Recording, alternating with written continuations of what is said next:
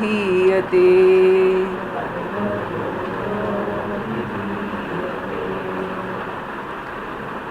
So the Shastra is telling us Tat Tvam Asi, where Tat means Paramatma, Paramatma Tvam Asi, you are Paramatma, which is our Atma.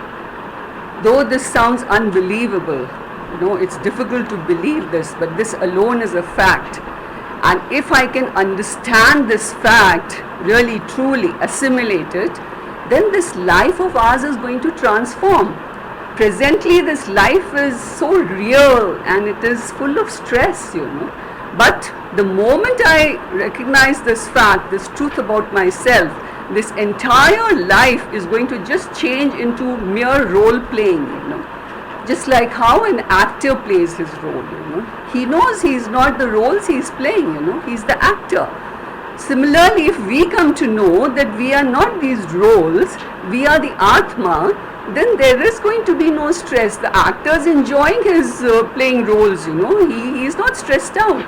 But we people are really stressed out over here, just a little bit of trouble in our lives and we are so stressed out because it is so real to us, So this one fact has to be understood.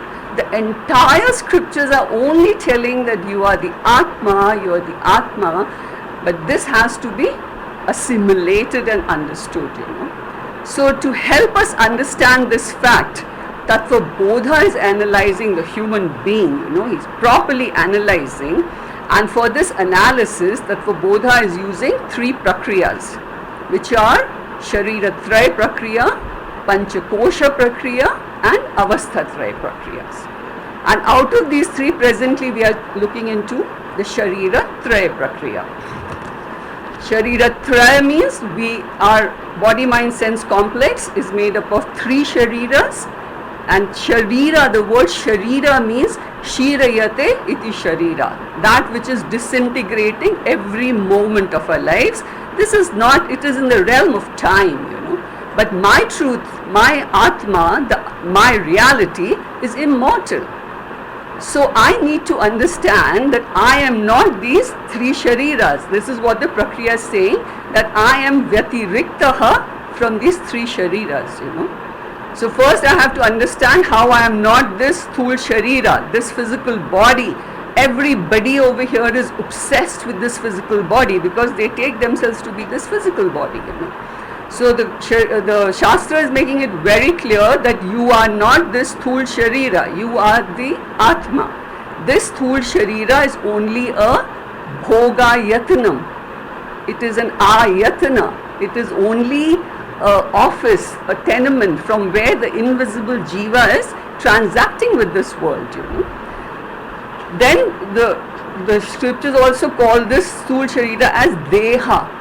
Deha means Dahayati iti Deha, that jiska dahan kiya jata hai, that which is cremated. And scriptures also say that Deho Devalaya Propto Jivo Deva Sanatanaha. This Deha is like a Devalaya. Devalaya is like a temple building. It is, and inside the temple the deity is residing, So this Sthul Sharira of ours is a Devalaya, is compared to a Devalaya, where inside the Devata is who? The Jiva in the form of Atma, So this has to be understood. I have to learn to disidentify from this Sthul Sharira. The more I disidentify, first at the worldly level, I'm going to get more and more peace, and then eventually I can realize my truth, Then inside this Sthul Sharira, we have the invisible Sukshma Sharira. The Sukshma Sharira is visible to the individual, but not to the others, So this Sukshma Sharira also is only a Bhog Sadhanam. Bhog Sadhanam means it is a means by which the Jiva is interacting with the world. It is a toolkit made up of many subtle instruments that is called Sapt Dash Kalabihi. It is made up of 17 instruments, And we have, and those 17 instruments are what? Panch Gyanendriyani, by which I get the knowledge of this world, these Gyanendriyas, they are the input instruments, they bring the knowledge of the world. Then Panch Karmendriyani, by which I respond to the world, these are the output instruments. Panch Pranadayaha, 5 vital force of energy inside us, which takes care of the physiology of our body, And then the 2 subtle instruments, which are Man and Buddhi. So this makes up the Sukshma Sharira, the 17 instruments of a Sukshma Sharira. We have already, in our last class, we saw all about the Gyanendriyas. We saw about the Gyanendriyas, we saw about the Devatas who control the Gyanendriyas and their functions. And we also had started the Karmendriyas. So we had seen that we have 5 Karmendriyas, which are Vak, Pani, Padaha, Payur and Upasthas. So that is the organ of speech, our hands, our legs, organs of excretion and organs of procreation. And now to continue further, the Guru is going to tell us about the Devatas who manage us. We've already read that, so I will explain this to you. The Sukshma Sharira is invisible, so it is not accessible to science and it is not treatable by medical science. So once we come to know about the Devatas who manage and control these Karmendriyas, then if the Karmendriyas start losing their strength, then we can pray to the required Devatas so that they can bless us with some strength in our Karmendriyas. So the first Karmendriya which we had read was Vacho Devaha Vannihi. Vacho means for the organ of speech. The Devata, the presiding deity, is Vannihi. Vannihi means Agni Devata. Agni Devata is responsible for efficient running of our organ of speech. That is why we say at times, that speech was so fiery, because that is the strength in the speech, And also when we speak, we throw light upon the subject matter. The properties of Agni are light and heat. These are the properties. And in arguments, the ignorant and arrogant people, they even generate heat while talking, which should not be done. But the Devata is always in the form of light. A Devata is Prakashatmika. It's got nothing to do with heat. It's the light. Devata is always in the form of light, So whenever we talk, we should only throw light upon a subject and not generate heat. We can always disagree with people, but we don't have to be disagreeable. We don't have to fight and argue and generate heat, always trying to prove that my opinion is right, So then the second Devata which we had read is Hastayor Indraha. The Devata which is responsible for the efficient functioning of our hands is Indra Devata, the king of heaven, He gives strength to our hands, And it's unimaginable a life without functional hands, So all this is, we should realize how much we are blessed with the more we are reading. Okay, my hands are functional, my legs are functional, this organ is functional.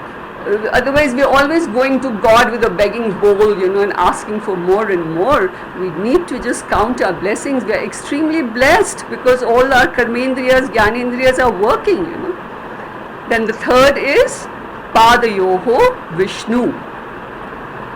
The presiding deity for our legs is Vishnu, the all-pervading Vishnu. Bhagwan Vishnu is responsible for giving strength to our legs, Bhagwan Vishnu is called Trivikramaha. He is the God with long strides, As a Vaman Avatara, he took 3 long strides to destroy Mahabali and he sent him to Patalok, So it's because of Bhagwan Vishnu's blessings that today we are moving around freely, So he is the one who's in charge of our legs, the strength in our legs. Then Payoho Mrityu. The Devata, all the Devatas, they are in charge of a small part of the world, hence they are God written with small g. And Ishvara, who's in charge of the whole world, is always written with capital G. So these Devatas are taking care of Like they are ministers, finance minister, defense minister. These are small parts of the world they take care of, you know. So the Devata who is responsible for the efficient functioning of our organs of excretion is Mrityu, also known as Yama. And Yama is known as Yama Dharma Rajaha because he always abides in Dharma. There is no, he does his duty justfully, righteously, even at times heartlessly, you know, because there is no way anyone can bribe him for a few extra days here on earth, you know. He has the duty of clearing this earth, making place for the new generation, you know. So when the prarabdha karma gets over, Lord Yama comes to do his function, you know. He'll just clear the person in one go. And at the body level, you know, he is in charge of the organs of excretion so that they function properly. It's so important we are alive only because our organs of excretion are removing all the waste from our body, you know. And Mrityu, it is said that Mrityu Dhavati, Mrityu is supposed to gallop like a horse, you know. It's not necessary that only the old people will die first. Somewhere a little baby is dying, somewhere a teenager is dying, somewhere a middle-aged person is dying, and sometimes an old people wants to die, but he's not dying because the prarabdha is not ending, you know. So the whole game is about prarabdha karmas. When the prarabdha ends, Yama Dharma Raja is going to come and take us away. You know. So he's responsible for the organs of excretion. Then Upasthasya Prajapati, the deity responsible for the function of our organs of procreation is Prajapati, that is the creator, Brahmaji, you know. Brahmaji, the god with 4 heads, where the 4 heads represent the 4 Vedas, and the 4 Vedas represent all knowledge, omniscience, because a creator must have all knowledge. Any creativity requires knowledge, and procreation is related with creation, you know. So Brahmaji is responsible for the functioning of our organs of procreation. So these are the devatas. Then the functions, you know, the functions, the vacho vishayaha bhashanam, very beautiful Sanskrit words which one can learn, you know. This whole thing is also teaching us a lot of Sanskrit, you know. So the function of our organs of speech is to speak, it's bhashanam. But we must use this function which God has given us with freedom very, very carefully, you know, because a wrong act can be overlooked and forgotten by somebody, but the wrong words which are said, it is very, very difficult to forget for the person who's hurt by those words, you know. So this is a freedom God has given us, but we have to use this very, very responsibly, you know. Then, what is that? Panayor Vishayaha Vastu Grahanam. Panayo, our hands, their function is Vastu Grahanam. In this context, Vastu means the objects of the world. Vastu can also mean, in the Shastra, it means the Atma, and Avastu means Anatma. But in this context, Vastu means grasping objects is the function of our hands. Can we imagine a life where our hands are not functioning? It is unimaginable, you know. And there are people who, some don't have hands, and some where the hands are not functional, you know. So the more we come to know, more reverence we have to have for Ishvara, that our hands are functioning, you know. Then Padayor Vishyaha Gamanam. The function of our legs is locomotion, and again we have to be so grateful to Ishvara that we are moving around freely. We are not stuck in a wheelchair, or we are not holding on to crutches, or we are not limping with a walking stick or something. We are moving around freely, you know. It is such a huge blessing. So that's the function of our legs. Then Upasthasya Padayogamnam Payor Vishyaha Malatyagaha. The function of the organs of excretion is Mala means waste. Tyagaha in this context is removal of the waste from the body, you know. Imagine if our body the waste was not being removed.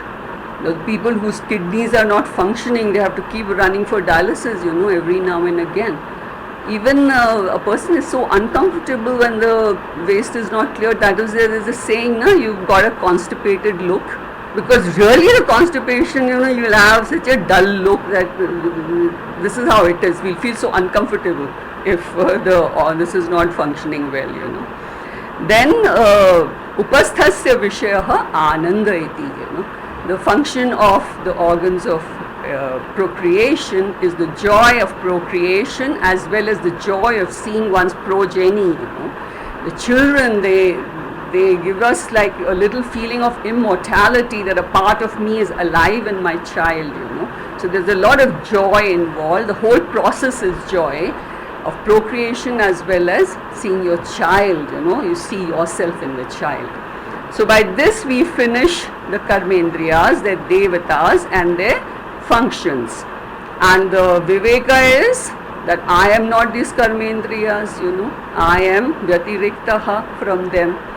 There is Adi Shankaracharya ji's very, very famous Nirvan Shataka Stotram, which says, Na Vakpani Pado Na Chopastha Payuhu Chidananda Rupaha Shivoham Shivoham. So this has to be reminded, again, because this is not so easy. Tattvamasi, yeah, it sounds very easy, but it is not easy to accept this fact, So through all this, imagine a person who doesn't go through all these studies, because there are a lot of organizations where they don't really teach the Shastras, they are teaching something else, There's no mysticism in Vedanta. One mystic cannot produce another mystic, because he is mystic. He mysteriously realized his truth, without the knowledge must have been there in Purva Janmas, because in this Janma that memory gets wiped out, so we don't have. So he doesn't have the method of making another person. The whole idea is that you convey this knowledge, so the other person also gets moksha, the person has to become enlightened. That is what. But without this knowledge, it is really not possible. That is why the Shastras, one thing they are pointing out, every Jnanendriyas, every Karmendriya, they are pointing out, this is not you, this is not you. Who are you? You are the Atma, This has to be understood. Otherwise, we can just sit in meditation, but what are we meditating upon? If we don't have the knowledge, there is no point of sitting in meditation. That is, just trying to become thoughtless and doing meditation on the form of Sagun Ishvara is called Upasana in Vedanta, That only gives Gyan Yogyata. It doesn't give Jnana, it gives Gyan Yogyata. So the whole knowledge only can eventually make us realize, because at every point we have to negate. I'm not this, see, I'm observing this. I can identify this part of me, so I'm not this. This is the whole process. Then, so we have, there were 17 instruments in Sukshma Sharira, and we have done 10. 5 Jnanendriyas we have done and 5 Karmendriyas we have done. But for some reason in Tattva Bodha, it starts off next with Karan Sharira, So the Panch Pranas and Man and Buddhi, they don't talk about over here, So Man and Buddhi are dealt with a little later when Pancha Koshas are dealt with, but Pranas are totally missing from here, So there is a possibility that at that time when Adi Shankaracharya ji wrote this text 1200 years ago, that time the texts were written on palm leaves, and there is a big chance that some part of the manuscript went missing, So that is why it's not mentioned, that's a possibility. But because it's not mentioned, this is incomplete, our Sukshma Sharira. So I will just tell you something about the Panch Pranas also to complete the study. So this Prana Shakti in us, it is required to energize and vitalize every cell of our body. It requires energy to function. And we don't eat energy, we eat food. And this food has to be converted into energy, and supplied to every cell of our body.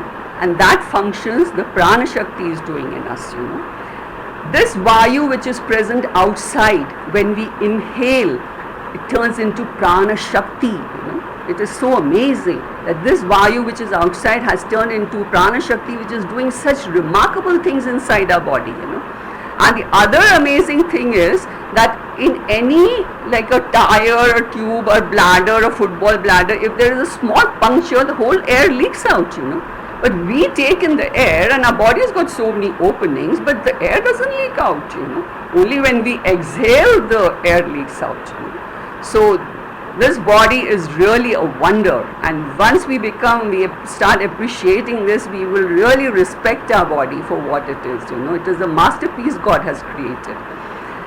So this prana shakti, which the vayu which we inhale, does 5 kinds of functions. That is why it's called panch prana. The first is also known as prana vayu. The entire thing is known as prana shakti, and the first vayu is known as prana vayu. It is prana, apana, vyana, samana, udana. These are the 5 prana shaktis inside us. And the first one, prana vayu, is known as prak gamanavan vayu. That which goes outside. It is responsible for our exhalation. And pranavayu takes care of the respiratory system inside our body. Then apanavayu is adho gamanavanayu. Adho means downwards. It is responsible for the inhalation in our body, and it takes care of the excretory system. It sees to the efficient functioning of the excretory system inside our body. The third is Vyanavayu, that is called Vishwak Gamanavanayu. Vishwak means all over. So it goes all over. This is responsible for the circulatory system in our body.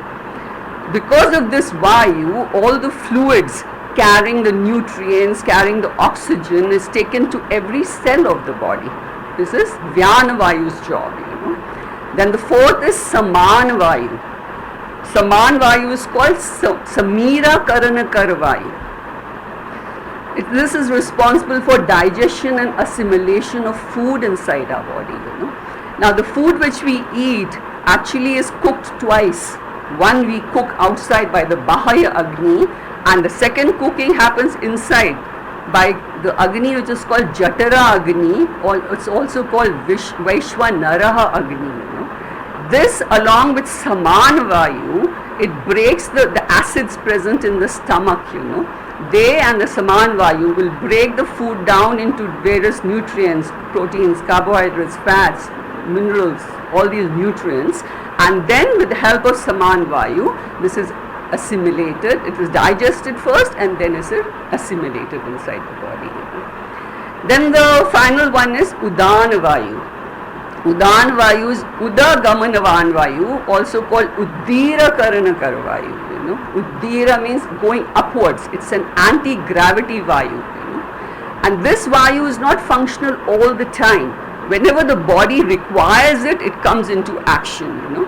Like suppose we have ingested some toxic food, then this Udan will come into action and we will start vomiting. It comes up, and then it throws out the food from our body, and we'll go on vomiting till the toxin is thrown out.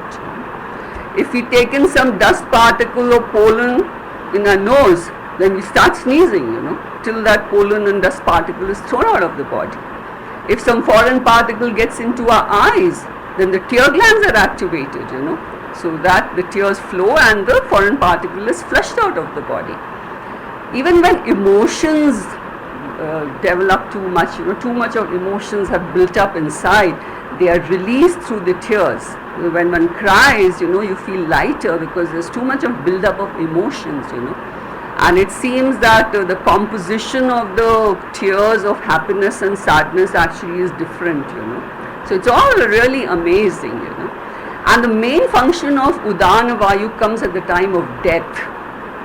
At the time of death, the Jiva, Jiva is actually the reflected consciousness present in the Sukshma Sharira, which we are going to study about later, So this Jiva is ejected out of the body. Jiva is invisible, so we don't see the Jiva leaving, but this is the job of Udana Vayu. Udana Vayu throws the Jiva out of the body.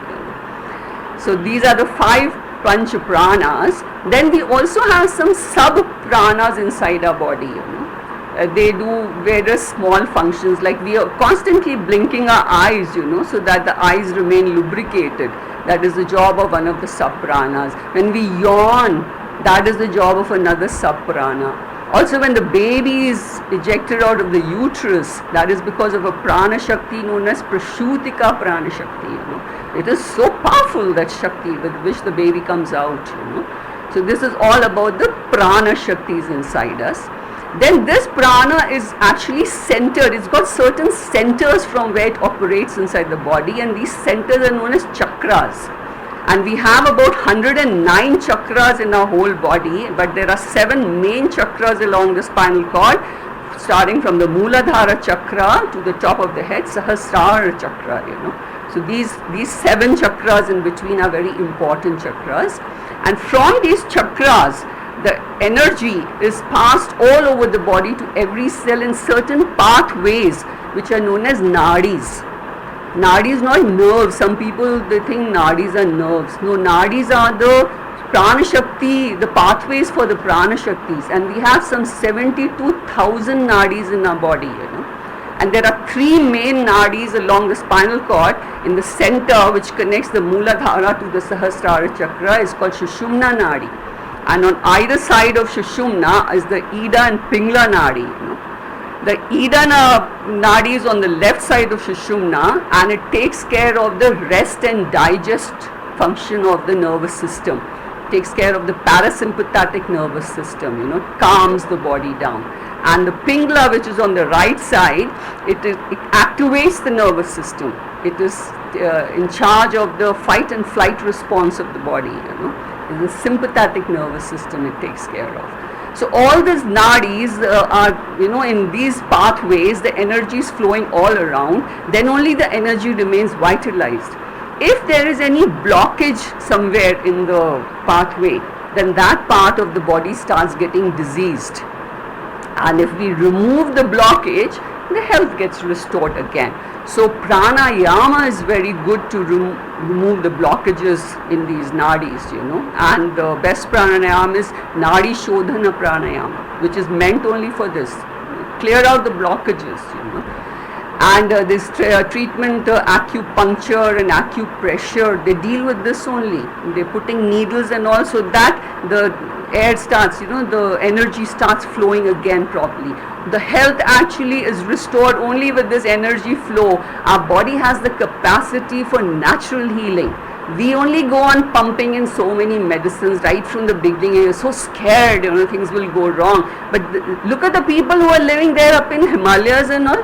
What are they doing, They don't have doctors there, and people living in caves there. They allow the body to go through its problem, and they know all this. They know all these techniques of clearing up, and a lot of this pranayama and all they do, and the energy gets restored. Then this prana shakti is present at the base of our spinal cord as in potential form, and that is known as Kundalini Shakti. Kundalini Shakti is the prana shakti in potential form. It is represented by a coiled snake, because potential shakti, potential power is always represented by a coil. Just like, the spring in our watch, it is coiled because it has potential energy in it. And that is why the watch is ticking, because this potential energy is getting converted into kinetic energy. So the potential energy present in us is the Kundalini Shakti. Kundala means round, and this Shakti can be tapped by us when we need it. All these athletes, look at the energy they're tapping, So they're tapping the potential energy and converting it into kinetic energy. Even the intellectuals who are always studying and reading, the brain requires energy, And this is where it is tapped. The Kundalini Shakti is tapped by that. That is all Kundalini Shakti is about, because there are a lot of misinterpretations about Kundalini Shakti. There are organizations who are just dealing with this. We will teach you how to raise your Kundalini Shakti so that you'll get miraculous powers of anatma, and you can get siddhis and all that, Firstly, there is really no need to get anatma siddhis, because this anatma is growing, graying and going. It is dying every moment. So why even waste time on this anatma? We have to focus on atma and reach our goal, which is moksha, So, but there's a lot of misinterpretation about Kundalini Shakti. So one has to be really clear. Kundalini Shakti is nothing more than potential prana Shakti present inside the human body, So this is about the pranas. Then we have these two subtle instruments, which are man and buddhi. Man is the mind, is the emotional doubting faculty which we have in us, and the buddhi is the intellectual, rational, judging faculty present in us, And the buddhi is the boss of the body, A person who is really on track and doing everything right is the one who is taking guidance from the buddhi, His buddhi is in control. If the emotions, they just go out of control and they will overpower the intellect, because the emotions are so strong. Like you see a child who goes to give an examination, if he gets scared seeing the paper, he'll forget everything which he knows, because the emotions are taken over the intellect. The emotions can overpower the intellect, So for the inner body, the mind should be under control of the buddhi, and the senses should be under control of the mind. That is what that chariot with 5 horses depicts, The senses in the control of the mind and mind in control of the buddhi, And only then our chariot is going to move on the right track, and it will take us to the destination of our life, which is moksha. So with this, we finish the Sukshma Shariram with all the 17 instruments, And the Viveka is, I am not all this, we have to negate all this. So the next we will read is Karan Shariram. Karan Shariram Kim Anirvachya Anadi Avidya Rupam Sharira Dvayasya Karanamatram Sat Sat Swarupa Agyanam Nirvikalpaka Rupam Yadasti Tat Karan Shariram. So Karan Sharira is, we are not experiencing it like we experience our Sthul and Sukshma Shariras, Karan Sharira is the causal body, Just like the gross body is made up of gross matter, which is made up of Panchikrita Panchamahabhutas, we've studied that, And the subtle body is made up of subtle matter, which is Apanchikrit Panchamahabhutas. Similarly, the causal body is made up of causal matter. It is the subtlest form of matter. That is before the Panchamahabhutas are born. The basic subtlest matter is known as the causal body. It is also called Prakriti. It is also called Pradhanam. It's also called Avidya or Avyaktam. So this causal body is a repository or the storehouse of the Sthul and Sukshma Sharira in coded form. Just like how our genetic coding is there in our DNAs. Our DNA decides what kind of a body we are going to have, what kind of diseases we are going to have. It's all coded in the genetic coding there in the DNA, So that becomes the cause, So causal body is the cause. It is the repository in which the Sthula and Sukshma Sharira are present in the coded form. Now here they are explaining us Karan Sharira by certain features.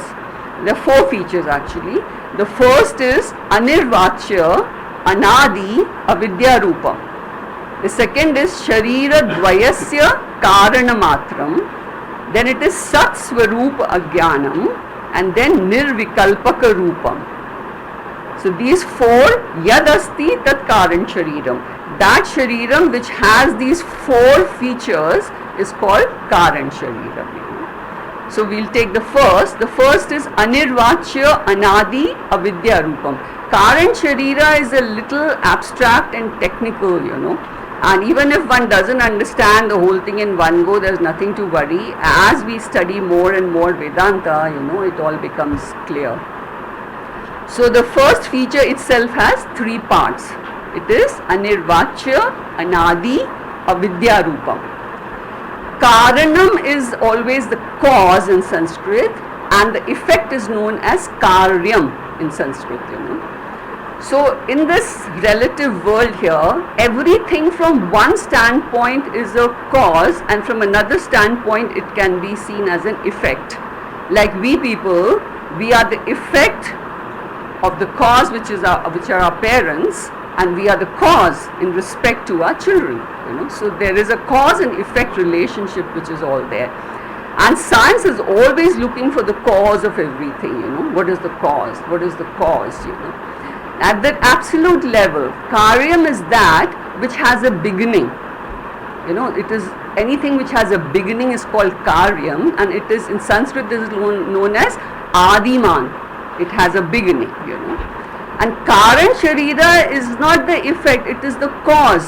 So we cannot talk about the beginning of karan sharira, because if we talk about the beginning, then it becomes karyam sharira. It's not the karanam sharira anymore. And the karan sharira in us is the self-ignorance which we have. This self-ignorance is the root cause of everything, And this self-ignorance which we have, we cannot say that it began on so-and-so date at so-and-so time, my ignorance began at that time. We cannot say that. Yes, a sthul sharira is born at a certain time, but karan sharira is not born at a certain time, because this is self-ignorance, So because we cannot talk about it, it is anadi. It is beginningless. So the first thing over here when said it is anadi means karan sharira, which is our self-ignorance, is beginningless. And self-ignorance is also known as avidya in Sanskrit. In the scriptures it's called avidya. By using the word avidya, the scriptures are giving us a message that avidya is that which can be removed by vidya. We can remove the avidya by vidya. And this will not happen naturally, that naturally avidya is not going to go. We have to make an effort, we have to gain the self-knowledge, So karan sharira is our self-ignorance, it is avidya, and it is anadi. There was no beginning for that, because if there was a beginning, then before that we would have had self-knowledge, Because self-knowledge, knowledge alone is opposed to ignorance, like light is opposed to darkness, So if we say that yes, my self-ignorance began at this time, then before that I should have been having the knowledge of myself, So that's not right. It is anadi and it is avidya. Then the third technical word which is used here is anirvachya. Nirvachya means anything which is defined and categorized properly, there is a definition, it can be defined. Anirvachya is that which cannot be defined or categorized either as existent or as non-existent. In the Shastras, these are the two things they talk about, either something about existent, because our truth is and existence means that which is always going to be existent. Then only that word is going to be used for this. Existence is only used then when it is always existent, or it is non-existent.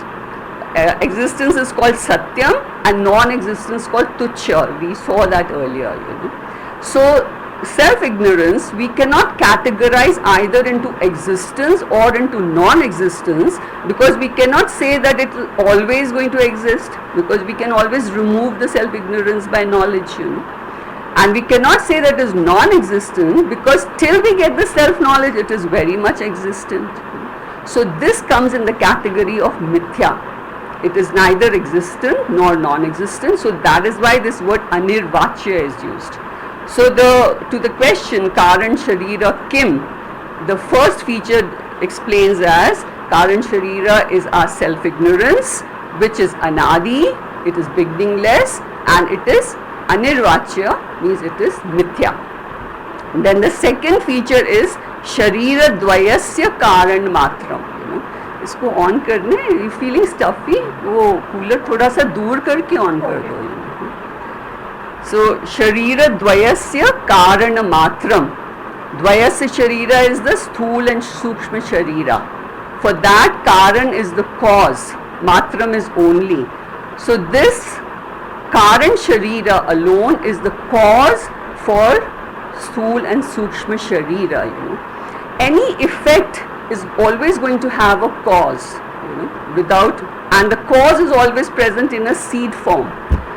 The cause of the tree is the seed, the entire tree is present in a coded form in the seed. It is really remarkable, it is present, that's the cause, So this, since our self-ignorance is the cause, this self-ignorance leads us to believe that we are this individual. And this individual is limited in time, space and objectivity. And because of this limitation, we have a sense of smallness, a feeling of limitation, and there is always a desire in us to remove the sense of limitation. Actually, that is what we are doing, we are always trying to remove the sense of limitation in us. And a desire can only be lodged in Sukshma Sharira. So till there is Karan Sharira, Ishvara gives us a Sukshma Sharira to remove that desire. And the fulfillment of this desire is always, we'll need a Sthula Sharira for that. And Ayatana is required to remove this. So if there is Karan Sharira, we will have to have a Sthula and Sukshma Sharira, because that is going to lead us to a desire to remove this limitation. Hence the Karan Sharira becomes Sharira Dvayasya Karan Matram. So the closest example to that is our deep sleep state. In the deep sleep state, the mind gets resolved into the cause. There's no mind in deep sleep state, and we are also disidentified with the Sthula Sharira in a deep sleep state. In the waking state, we are identified with the Sthula Sharira and the Sukshma Sharira, with the gross body and the subtle body. In dream state, we have disidentified with the Sthula Sharira, but we are very much identified with the Sukshma Sharira, the mind which is projecting the dream. And in the deep sleep state, we have disidentified totally with the mind as well as the this gross body. That time we are in Karan Sharira, we are in a causal state. Science says, that the whole universe came into effect with the Big Bang. When the Big Bang happened, the universe came into effect. And before the Big Bang took place, the entire universe was present in a state of singularity. This is what science is saying, And the Shastra has been telling us from, those thousands of years before, that this is the state of Karan Sharira. This is the causal state. The state of singularity is the causal state in which everything is present in coded form. So this is the Karan of these two Shariras, because as long as Karan Sharira is there, we have to have a Sthula and Sukshma Sharira. Then it is, the third is Sat Swarupa Ajnanam. Sat Swarup is my reality as the Atma. The spiritual essence in us is my Sat Swarup, and its Ajnanam means its ignorance. So Sat Swarup Ajnanam is Atma Ajnanam. It is self-ignorance. Till we have self-ignorance, this Karan Sharira will continue to exist, and its continuity is indicated by this Punarapi Jananam, Purarapi Maranam. We have to continue this birth of the cycle of birth and death. This will continue till that Karan Sharira is there. Karan Sharira is the reason for the reappearance of Sukshma and Sthula Sharira. If Karan Sharira is there, God has to give us a Sukshma and Sthula Sharira. Just like, in a tree, if we cut the trunk of the tree, the tree grows back again because the root is still there. So till the root is there, the tree is going to grow. Similarly in us, till the Karan Sharira is there, the Sthula and Sukshma Sharira will just go on. Even if the Sthula Sharira dies and the person has self-ignorance, he will have to take rebirth again. So this is the cause. In this state of, this Karan Sharira state, there is this feeling of blankness, That blankness is not nothingness, It is everything present in potential form. And when the whole world dissolves, it is called pralayam in the Shastras. The dissolution of the whole world will happen. There is, this is a kalpa, there is a time when this is going on, and then the whole universe dissolves. It's called pralayam. In the pralayam stage, all the Karan Sharira, the Jivas are very much present there in coded form, So that is the Sat Swarup Ajnanam. And the last is Nirvikalpaka Rupa.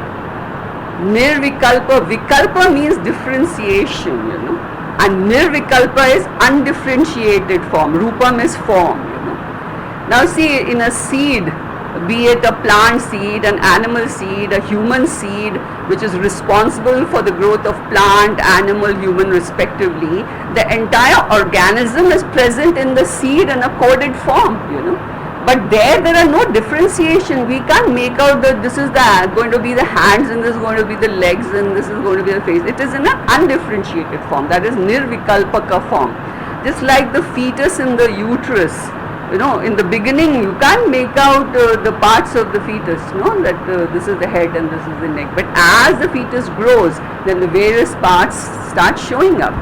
After 5 to 6 months, then you can even detect the gender of the child, This is done abroad, because that materialistic society doesn't seem to be having the problem we very religious and spiritual society seems to be having, that it is made illegal here that you can't disclose the gender, because we spiritually and religiously fake people can even kill a girl child, because the girl child is supposed to be a burden for the parent, and you have to marry her off and give her dowry, and then eventually she'll go away. She won't be there to take care of the parents, and her children will not carry the name of the family. For whatever the reason, they don't want a girl child, So they can even kill a girl child. They can abort a girl fetus if they come to know it's a girl, So, and a boy is pampered right from the beginning, because the wife is going to get some dowry, See, this is a religious society, and this is what they thought about.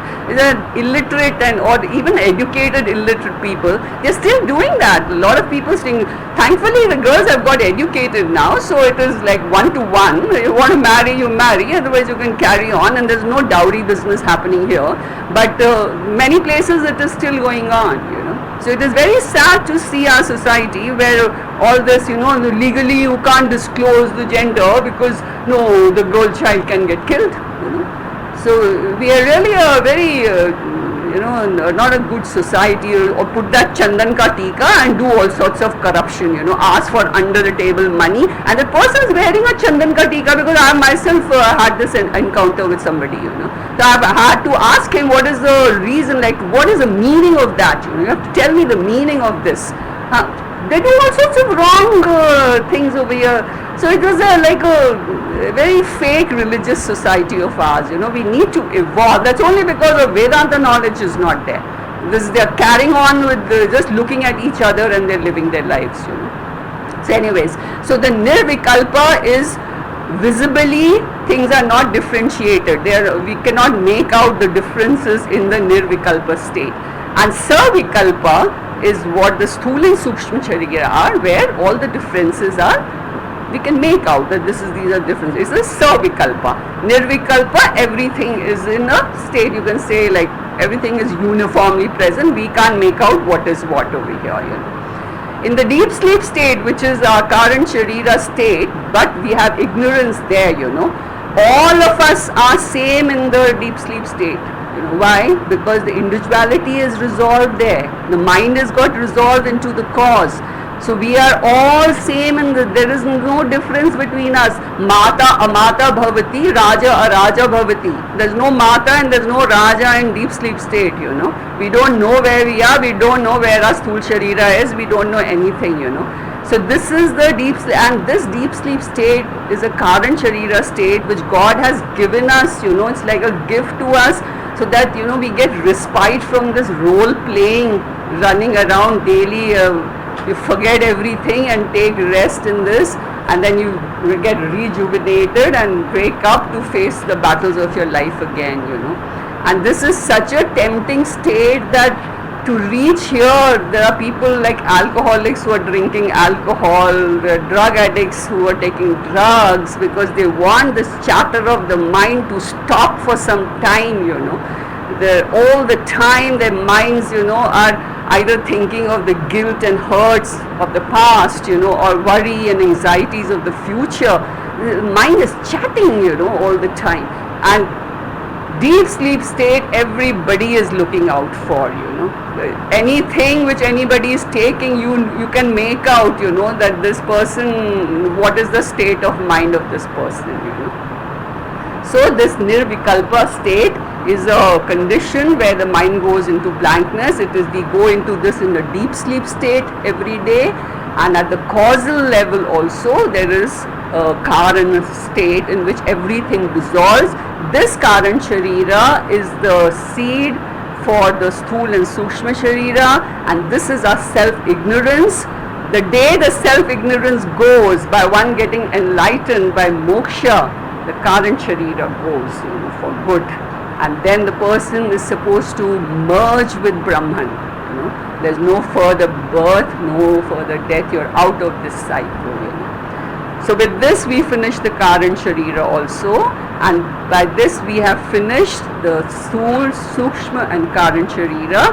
Also we have finished the first Prakriya, which is the Sharira Traya Prakriya, in which it was said that I, the Atma, am Vyatiriktaha from Sthul, Sukshma and Karan Sharira.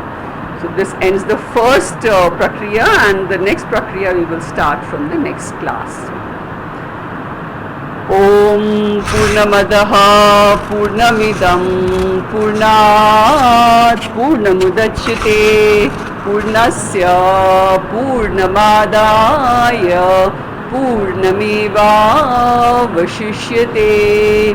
Om Shanti Shanti Shanti Hari.